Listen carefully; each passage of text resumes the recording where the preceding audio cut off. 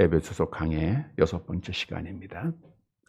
지난 주일은 나라고 하는 제목으로 말씀을 드렸습니다.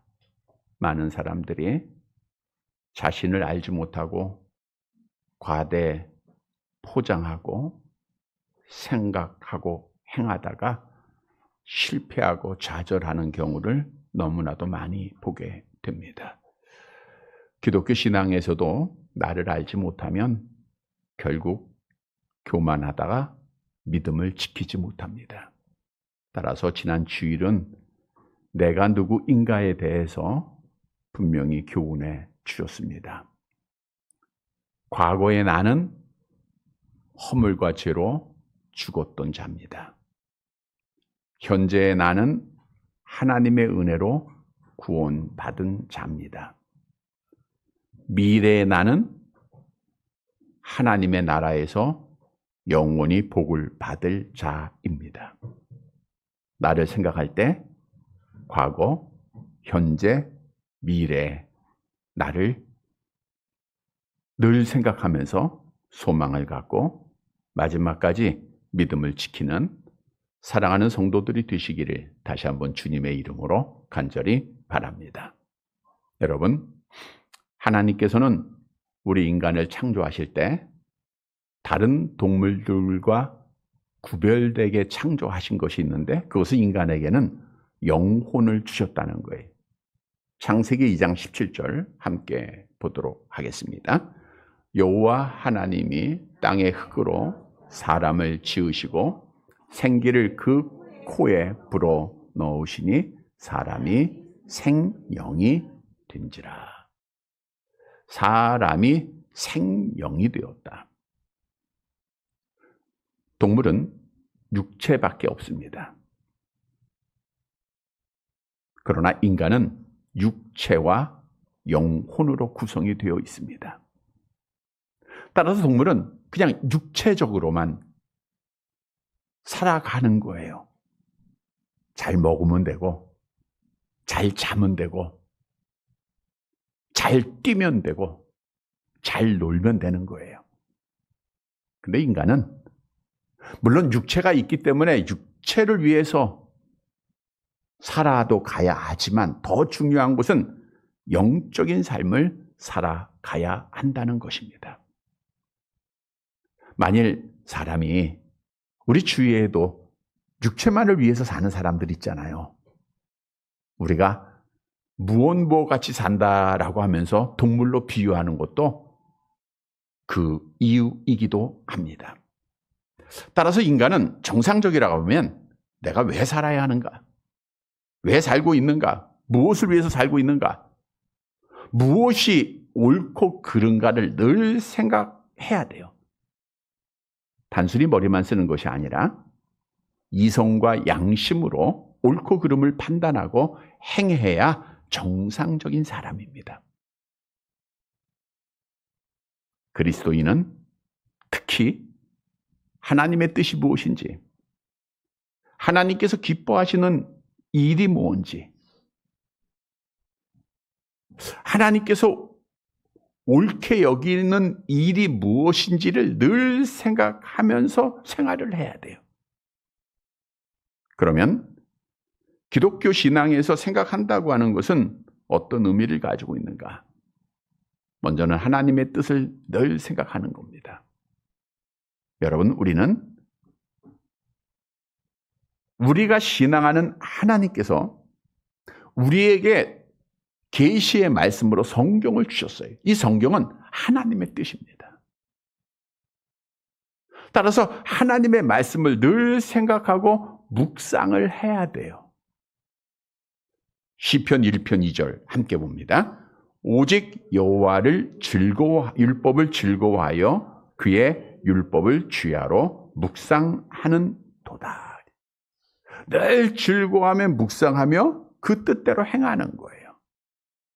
또한 그리스도인들은 선과 악 생각하고 택해야 됩니다. 예수님을 믿는 자들은 자신의 감정이나 욕심대로 자기가 원하는 대로 하는 것이 아니라 하나님의 기준에 옳고 그름, 성경에서 말씀하고 있는 빛과 어둠의 일들을 우리가 구별하고 옳은 것을 택하고 가야 돼요. 데살로니가전서 5장 22절 함께 봅니다. 범사에 헤아려 좋은 것을 취하고, 그리고 자신의 삶을 항상 돌아보면서 생각해야 돼요. 현재 내가 바른 길을 가고 있는가? 현재 내가 믿음을 지키고 있는가? 내가 바른 마음을 가지고 있는가? 늘 생각하고 확증해 가야 합니다. 고린도후서 13장 5절 함께 봅니다. 너희는 믿음 안에 있는가? 너희 자신을 시험하고 너희 자신을 확증하라. 여러분, 생각이 없으면 감정대로밖에 행할 수밖에 없어요.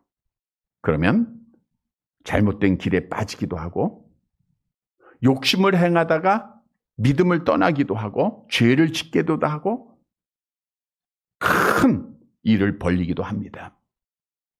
그런데 문제는 오늘날 생각이 점점 없어지는 시대에 살고 있다는 거예요. 인간이 만든 기계에 의해서 편해진 것은 사실입니다. 근데 상대적으로 생각이 없어졌다는 거예요. 옛날에는 운전할 때는 지도책을 보면서 생각을 참 많이 해야 되잖아요. 어디로 가야 하는지 미리 모형도 그려보고 생각하면서 운전을 해요. 근데 지금은 그런 생각 하나도 필요 없어요. 내비게이션 말만 듣고 따라가면 되는 거예요. 오늘날 많은 사람이 같은 말을 하죠. 옛날에는 전화번호를 참 많이 잘 외웠는데 지금은 어떤 사람은 자기 전화번호도 모르는 사람이 있어요. 왜요? 핸드폰에 다 저장돼 있으니까 단축번호만 누르면 되는 거예요. 식구의 전화번호 다 외우고 막 하는 사람이 별로 없을 겁니다. 지난주에 노예 목사님이 아프셔서 병문안을 갔었는데 그중 사모님이 저한테 목사님 연세가 어떻게 되세요? 라고 질문하더라고. 그래서 내가 57년생 57살 그러니까 그래요? 그러고 받아들이더라고. 생각을 안 하는 거예요. 계산하기도 복잡하고. 이처럼 생각이 참 많이 우리가 없어지고 있어요. 그러나 하나님의 자녀는 마지막까지 믿음을 지키기 위해서는 생각해야 돼요. 오늘 본문 11절을 시작하는 말씀에 보면 생각하라라고 명령합니다. 이 말은 잊지 말라는 거예요. 꼭 기억하라는 겁니다.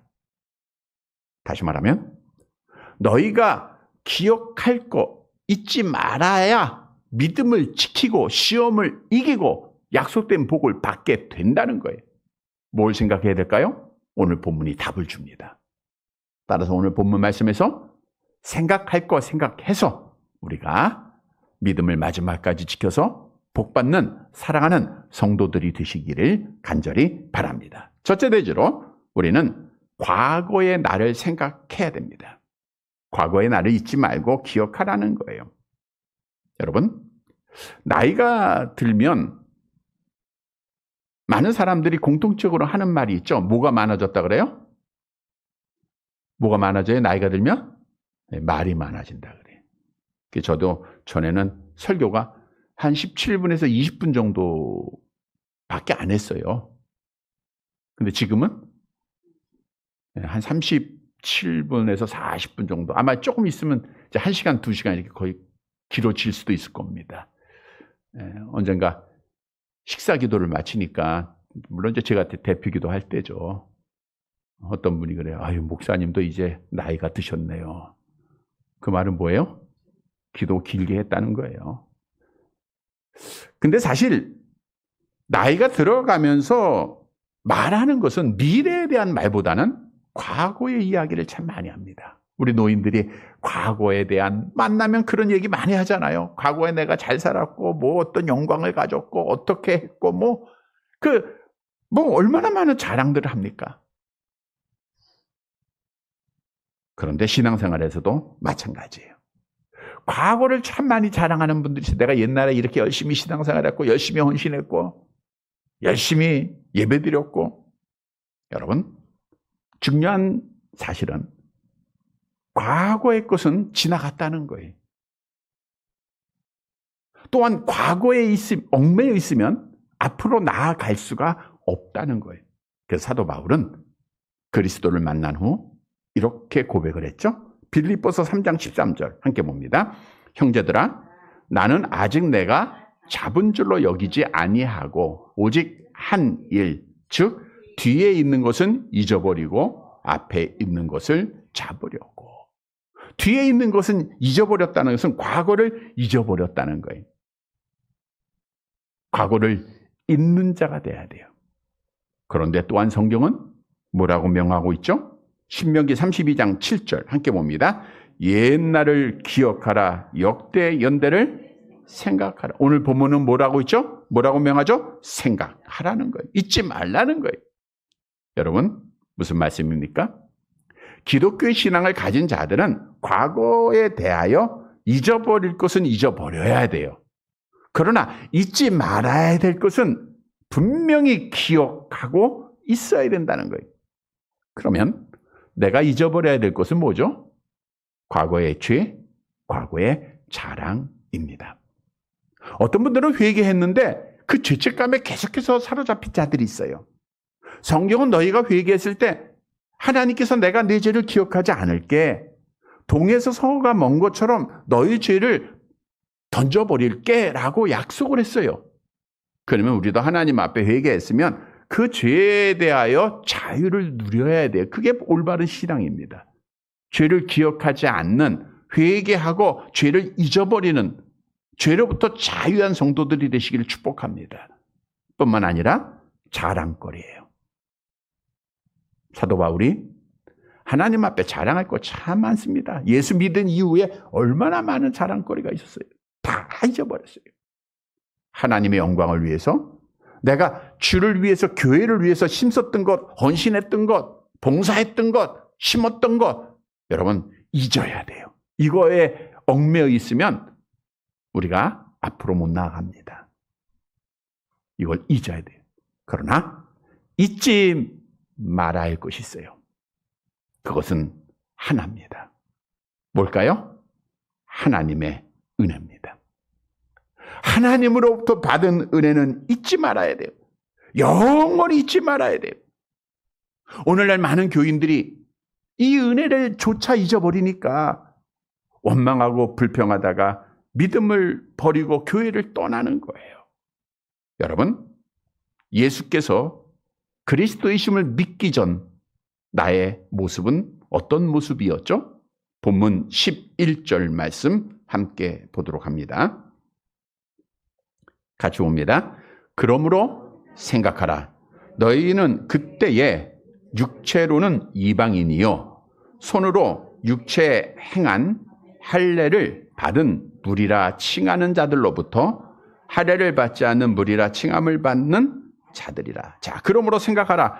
앞절 1절에서 10절까지 하나님께서 주셨던 풍성한 은혜, 특별한 사랑을 말하고 있는 거예요. 그걸 생각하라는 거예요.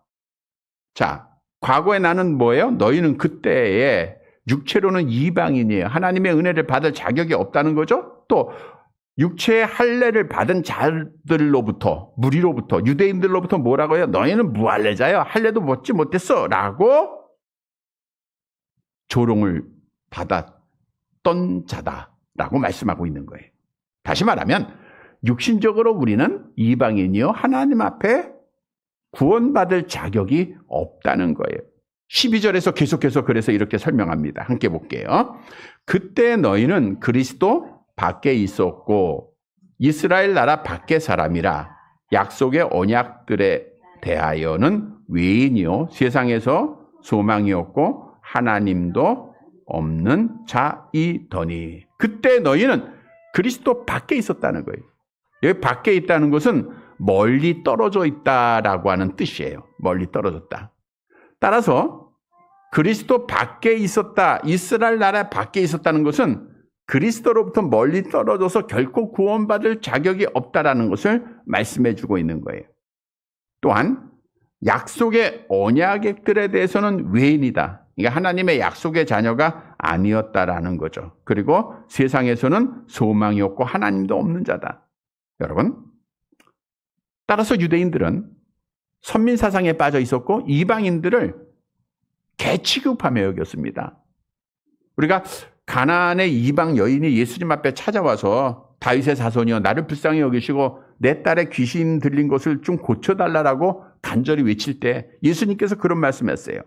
자녀의 떡을 취해서 개들에게 던짐이, 이게 이방인을 말하는 거예요.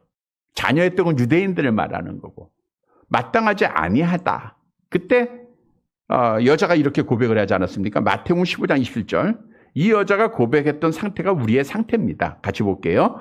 여자가 이르되 주여 올소이다마는 개들도 제 주인의 상에서 떨어지는 부스러기를 먹나이다. 개들도, 이방인들도 이런 고백을 한 거예요. 이 믿음을 보시고 예수님께서 그 딸의 병을 고쳐주셨죠. 여러분, 나는 어떤 자였나?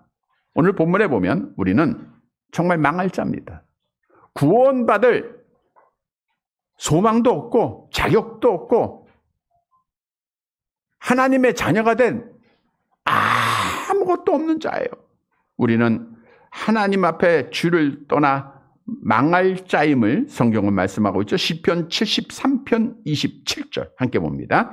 무릇 주를 멀리하는 자는 망하리니 음녀같이 주를 떠난 자는 주께서 다 멸하셨나이다.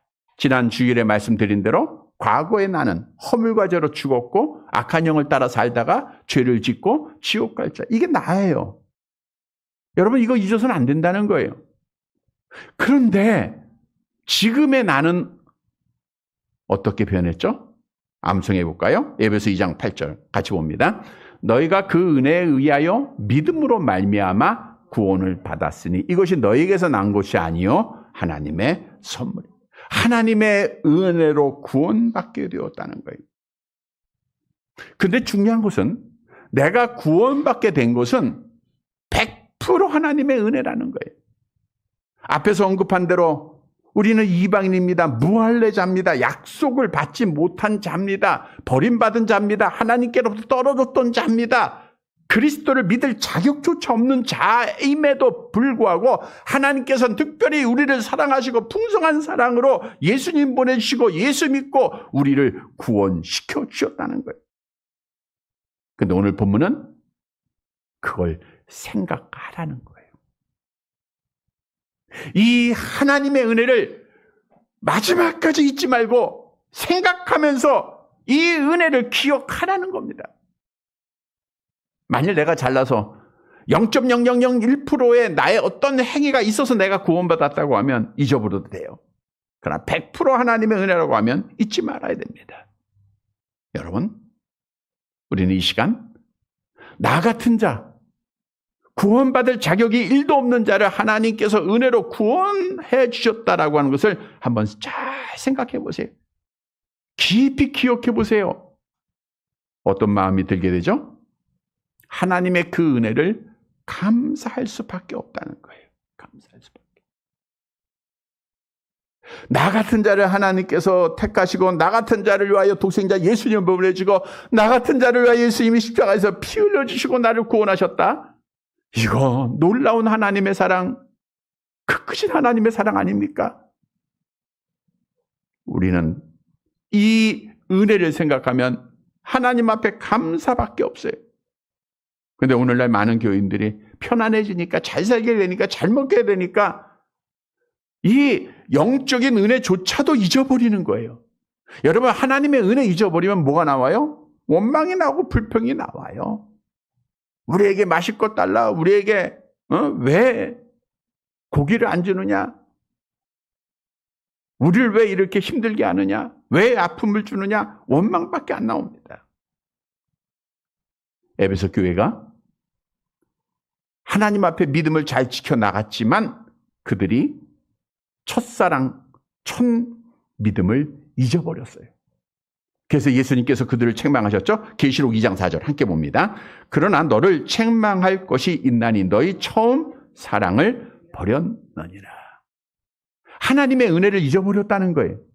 그래서 예수님께서 간곡하게 요한을 통해서 이렇게 경고했습니다. 계시록 2장 5절 함께 봅니다. 그러므로 어디서 떨어졌는지를 생각하고 회개하여 처음 행위를 가지라. 만일 그리하지 아니하고 회개하지 아니하면 내가 네게 가서 내 촛대를 그 자리에서 옮기리라. 촛대를 옮긴다는 것은 하나님의 은혜가 거두어진다는 거예요. 그러니까 즉 하나님 앞에 버림받게 된다는 거예요. 결국 에베소 교회는 하나님의 경고를 듣지 않고 하나님의 은혜를 기억하지 못했다가 망하고 말았어요.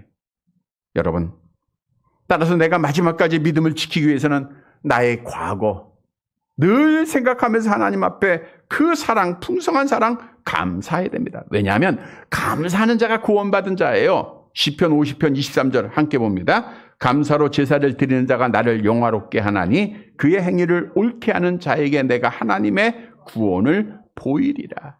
그래서 우리는 범사에 감사해야 돼요. 아파도 감사하고 병들어도 감사하고 암에 걸려도 감사하고 내 뜻대로 안 돼도 감사하고 기도했는데도 응답이 없어도 감사하고 넘어져도 감사하고 절망의 순간에도 감사하고 우리가 할 것은 범사에 감사할 것, 그것이 하나님의 뜻입니다. 하박국 선지자의 고백을 볼까요? 하박국 3장 17절 18절 함께 봅니다. 비록 무화과나무가 무성하지 못하며 포도나무에 열매가 없으며 감람나무에 소출이 없으며 밭에 먹을 것이 없으며 우리의 양이 없으며 외양간에 소가 없을지라도 나는 여호와로 말미암아 즐거워하며 나의 구원의 하나님으로 말미암아 기뻐하리로다. 왜요? 하나님의 은혜를 생각하니까. 여러분, 우리가 있는 곳이 다를 수 있습니다. 하는 일도 다를 수 있어요. 그러나 중요한 것은 하나님의 은혜를 기억하고 생각하라는 거예요. 길을 걸을 때도 무엇을 하든지 하나님의 은혜를 기억하면 뭐밖에 안 나와요? 감사와 찬양만 나오는 거예요. 그럼 믿음 지키는 겁니다. 성도 여러분, 과거의 나, 현재의 나 생각하면서 하나님의 그 크신 사랑을 늘 생각하고 늘 기억하고 범사에 감사함으로 믿음을 지켜서 약속대로 마지막 날 구원받는 완성을 이루는 사랑하는 성도들이 되시기를 간절히 바랍니다. 두 번째로는 화목을 생각해야 돼요. 화목. 자, 13절 말씀 함께 봅니다. 이제는 전에 멀리 있던 너희가 그리스도 예수 안에서 그리스도의 피로 가고, 앞절에 보면 너희가 멀리 떨어졌다 그랬어요. 근데 이제는 하나님의 은혜를 받고 그리스도의 피로 가까워졌다. 여러분, 그리스도의 피는 당시 유대인들이 죄를 짓고 양을 잡고 피를 제사장에 가져와서 제사장이 피를 제단에 뿌림으로 멀리 있던 자들이 하나님과 가까워졌듯 그리스도의 피는 우리를 하나님과 가깝게 한 도구입니다. 예수님은 대제사장이 되시고 자기의 몸을 제물로 바쳐서 단번에 드림으로 우리를 하나님과 화목하게 하셨어요. 히브리서 9장 12절 함께 봅니다. 염소와 송아지 피로 하지 아니하고 오직 자기의 피로 영원한 속죄를 이루사 단번에 성소에 들어가셨느니라. 다시 말하면 예수님은 담을 허물어 버리신 분입니다. 본문 14절 15절 말씀 볼게요. 14절 15절 같이 봅니다. 그는 우리의 화평이신지라 둘로 하나를 만드사 원수된 곳 곧 중간에 막힌 담을 자기 육체로 허시고 법조문으로 된 계명의 율법을 폐하셨으니 이는 그 이 둘로 자기 안에서 한 세 사람을 지어 화평하게 하시고. 자, 그는 우리의 화평을 이루신 분입니다. 어떻게 해요? 중간에 막힌 담을 육체로 허셨어요. 잘 보세요. 여기서 중간에 막힌 담은 먼저 예루살렘 성전에 있는 1.5m 높이 되는 유대인과 이방인들을 가로막고 있는 담입니다. 예루살렘 성전에는 이방인의 뜰을 넘어서 성전으로 들어오는 입구에 담을 쌓아놓고 경고문을 붙였어요. 어떤 이방인도 이 담 안으로 들어오는 것을 금한다. 어기는 자는 사형에 처한다. 우리가 예를 들어보면 사도 바울이 이제 전도여행을 마치고 예루살렘에 내려오지 않았습니까? 그때 이방 사람인 드로비모를 성 안으로 들어오게 했다라고 하는 오해를 받고, 실제는 그러지 않았는데 오해를 받고 유대인들로부터 고소를 당하고 추방을 당했습니다. 사도행전 21장의 내용인데 한번 같이 볼까요? 29절 30절 함께 봅니다.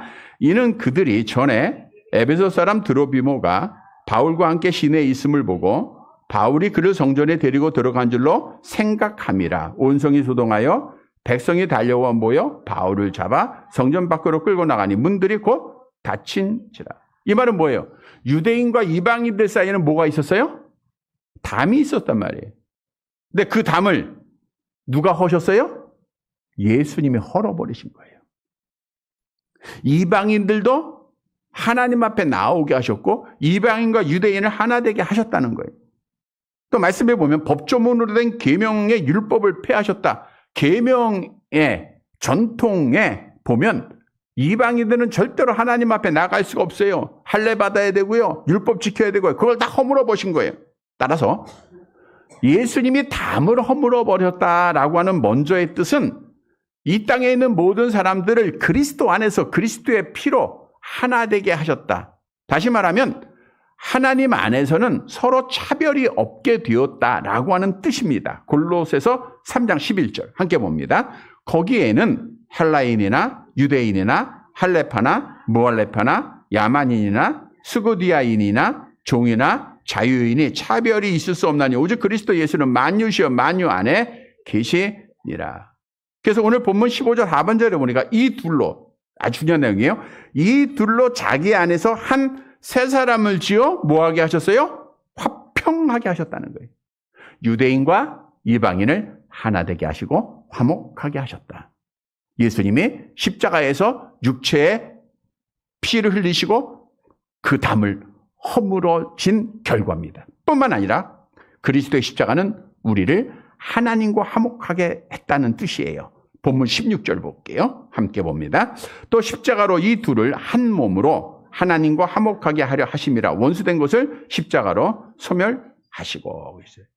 즉 우리 인간들은 하나님으로부터 불화한 자들입니다. 아담의 타락으로. 그런데 예수님께서 십자가에 죽으심으로 우리를 하나님과 화목하게 하셨다는 거예요.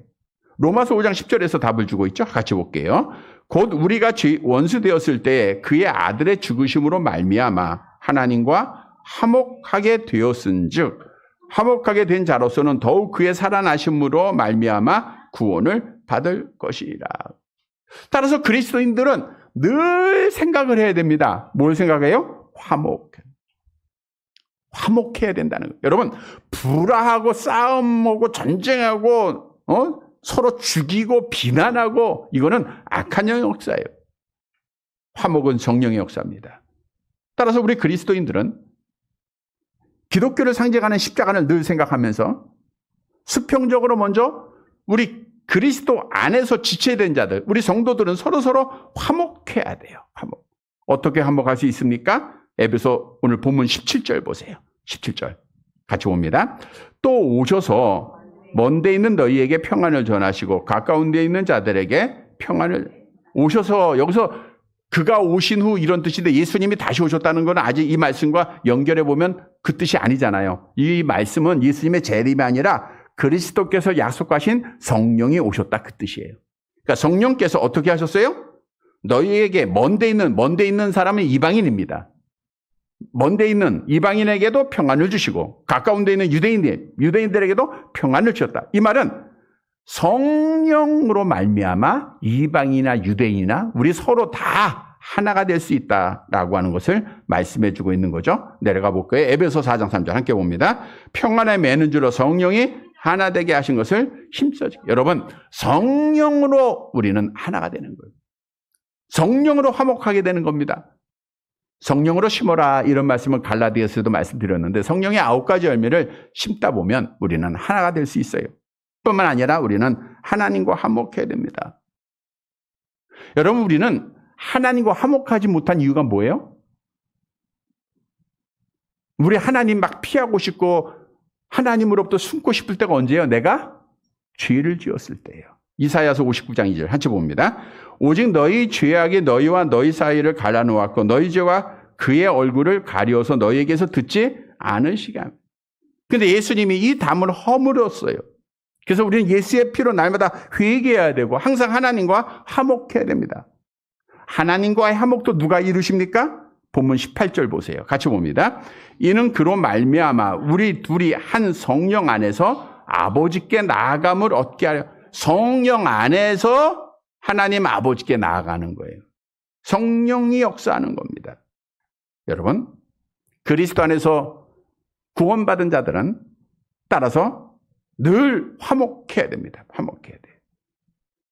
자, 그러면 한 가지 질문을 드려야 되는데, 우리 서로 지체들끼리, 형제들끼리의 화목이 먼저입니까? 하나님과의 화목이 먼저입니까? 예. 앞에 먼저 답을 알려드렸잖아요. 예. 형제들끼리의 화목이 먼저예요. 많은 사람들이 잘못 알고 있어요. 나 하나님과만 화목하면 모든 일이 다 된다 생각해요. 그래서 하나님과 화목해 나, 그리고 지 마음대로 행하는 자, 이게 바른 믿음이 아닙니다. 그래서 성경은 우리에게 뭐라고 그랬죠? 내려가 볼게요. 마태복음 5장 23절 24절 같이 봅니다. 그러므로 예물을 제단에 드리려다가 거기서 내 형제에게 원망들을 만한 일이 있는 줄 생각나거든 예물을 제단 앞에 두고 먼저 가서 형제와 화목하고 그 위에 와서 예물을 드려요. 형제와 화목이 먼저입니다. 그러니까 우리는 형제들끼리 화목해야 돼요. 우리 지체들입니다. 예수님이 담을 허물어 주셨잖아요. 나 예수 믿어. 그러고 서로서로 미워하고 서로서로 시기하면 안 돼요. 우리 한 몸입니다. 한 지체입니다. 함께 아파야 되고 함께 기뻐야 되고 하나를 우리가 이루어야 돼요. 그리고 하나님과 화목해야 돼요.